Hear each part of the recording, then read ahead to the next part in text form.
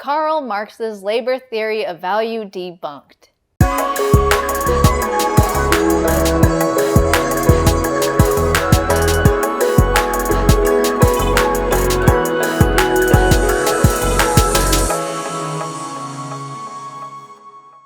Communist Karl Marx once said, "The value of a commodity is determined by the quantity of labor contained in it or required for its production under normal conditions." This statement, quoted from his book, Capital, Volume 1, has been termed the labor theory of value. It's been taken to mean that value is determined by the amount of labor someone performs to produce something. But is this true? And does this idea hold up when we look closely at human behavior? The simple answer is no.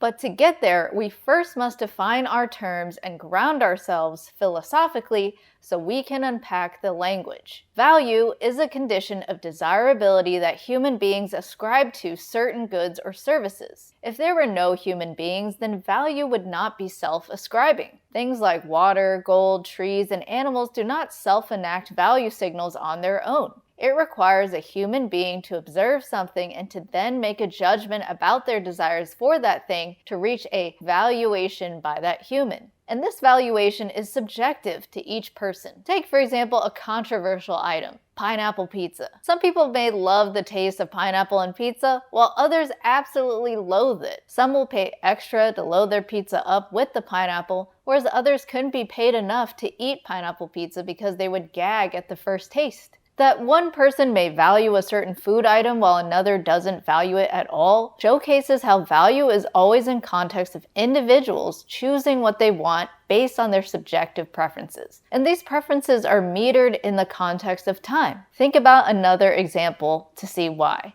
Imagine a man dying of thirst in a dry desert many miles away from the nearest town. The man needs to drink water soon or else he may die of dehydration. Another man walks by during this dire situation and offers the thirsty man a choice. Option A, the thirsty man can have a 1-ounce gold coin now, or option B, the thirsty man can have a 1-gallon jug of purified water. While the 1-ounce gold coin might later sell for an amount that would enable the thirsty traveler to buy thousands of jugs of water, having a gold coin in a moment of near-death dehydration would not save him in time to make use of the gold coin. In this specific moment in time, the water present is far more valuable than the coin to the man whose near-death situation requires immediate hydration to live.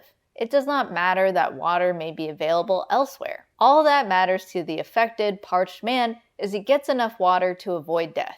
This example demonstrates how people make value judgments within a unique window of time for personal needs. That a person may value buying a certain food item today does not mean that they will also have that same desire for it the next day. In fact, a person could be in the mood for a hot dog one day, but after eating one feel as if they would not want to eat a hot dog for another week. Each person's subjective value fluctuates in total picture of subjective demands in time, and those things change with shifting life circumstances. For another example, a woman may have just gotten her paycheck and may want to use some of that paycheck to buy a new TV. On her way to the store, her car hits a nail in the road and gets a flat tire. Sadly, she now needs to spend her money on a tow truck and a new tire instead of the TV she was about to buy. The unexpected harm shifted her order of values based on the new total circumstances, and the priority of valuing the TV became subservient to the desire to fix the car, because the car is what enables her to make it to work and other key appointments. Individual values not only matter for what is most desired, but also for when something is not desired by anyone at all. It's a reminder that labor is not valued without someone to value it.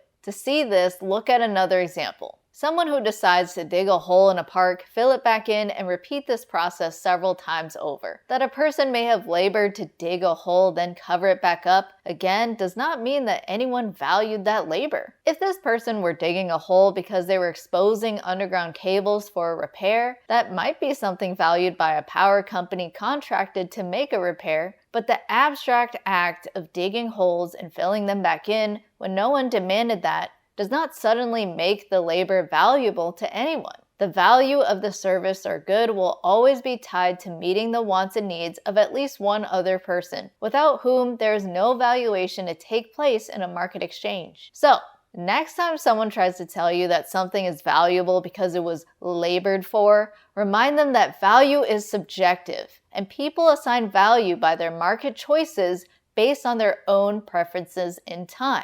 That's the beauty of the free market.